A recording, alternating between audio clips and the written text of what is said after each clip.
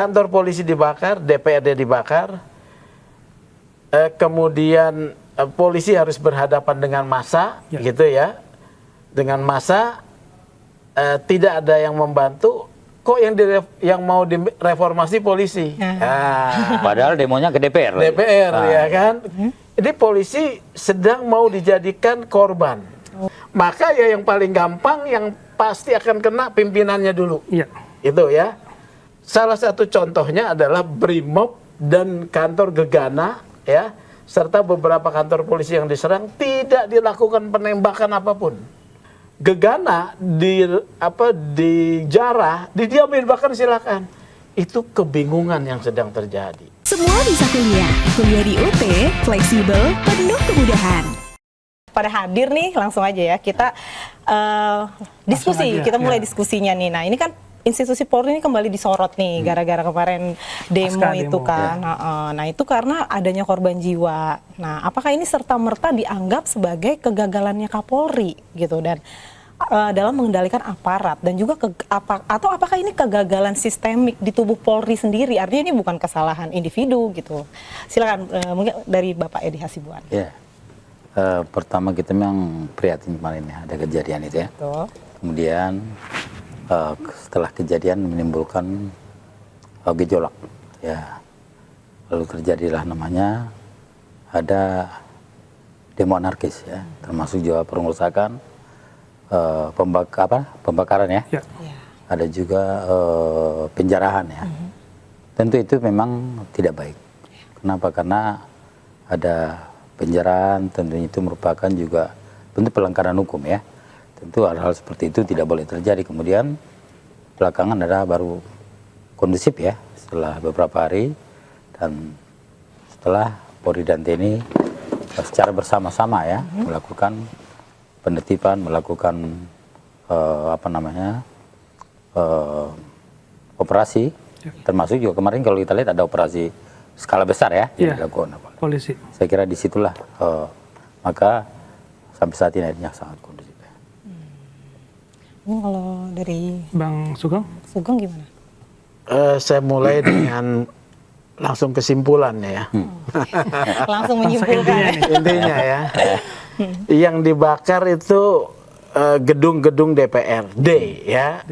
DPR RI mau diserang juga dibakar, bahkan ada pendemo malam-malam membawa mesin potong gerinda. Ini pendemo atau mau pencuri besi ya kan? Kayak udah ready itu banget. pasti alatnya ya. Terusnya ada serangan kepada ini. Jadi kantor polisi dibakar, DPRD dibakar, kemudian polisi harus berhadapan dengan massa, gitu ya. Dengan massa, tidak ada yang membantu. Kok yang mau direformasi polisi? Padahal demonya ke DPR. DPR ya kan? Kok yang mau direformasi polisi?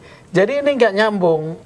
Saya meneliti ya, ada 3 media online ya, tanggal 12 September ya, yang memulai memunculkan isu pergantian. Argumentasinya hanya berdasarkan sumber, terus dikaitkan dengan kerusuhan.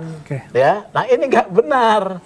Kalau menurut saya reformasi itu satu keniscayaan, akan tetapi sekarang ini yang mendesak adalah dibentuk tim gabungan pencari fakta ya, yang terdiri dari polisi, POM TNI, harus nih POM nih wajib, Komnas HAM sama Kompolnas. Kenapa saya minta ini didahulukan daripada isu reformasi? Karena dari pengamatan saya nanti saya berikan ya sequel waktunya ya. Ini polisi sedang mau dijadikan korban. Institusi ya.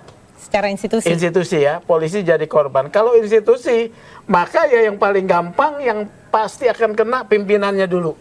Itu ya. Nah, bagaimana korban ya? Kita lihat sekuen waktunya ya. Demo 28 Agustus itu terkendali ya di depan DPR. Di 28 Agustus kalau tidak salah, masa mahasiswa dan masa buruh menarik diri karena mereka mendengar ada penyusupan. Ya. 28 malam Afan terlindas rantis. Eskalasi langsung naik. Ya.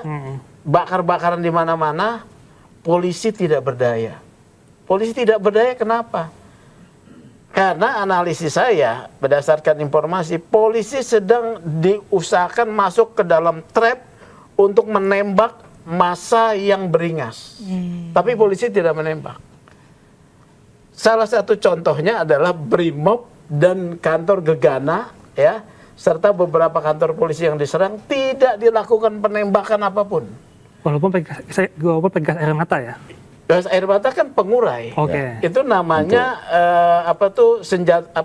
alat untuk mengurai massa, bukan untuk membunuh melemahkan. ya, melumpuhkan, bukan ya. Itu alat pengurai massa sama dengan water cannon ya. Itu adalah gas air mata. Nah, Gegana dijarah, didiamin bahkan silakan. Itu kebingungan yang sedang terjadi. Dan diketahui memang kalau menembak terjadi yang namanya pelanggaran HAM berat, eskalasi naik, dianggap polisi tidak mampu, maka akan ada yang mengambil alih. Tuh ya, satu ya. Kemudian eskalasi, kenapa langsung turun tajam? Tadi kan digambar, ditampilkan nih, gambar Kapolri dan Panglima TNI. Agus Subianto. Begitu pernyataan di malam hari tanggal 30 apa 31 tuh ya. Begitu pernyataan semua langsung menurun. Loh, kalau ini masa aksi rakyat yang benar, ini tidak akan menurun.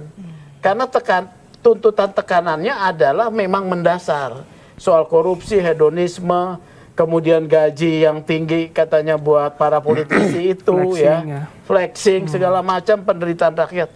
Tidak akan menurun. Tapi ini kemudian eskalasinya menurun, dalam arti menurunnya bukan demonya, tapi eskalasi kekerasan. Oleh karena itu menurut saya, kalau reformasi polisi tunda dulu, kedepankan soal tim pencari fakta ya. Karena di lapangan tertangkap beberapa anggota TNI yang tidak bisa dijelaskan keberadaannya di mereka ada di sana tanpa tim pencari fakta.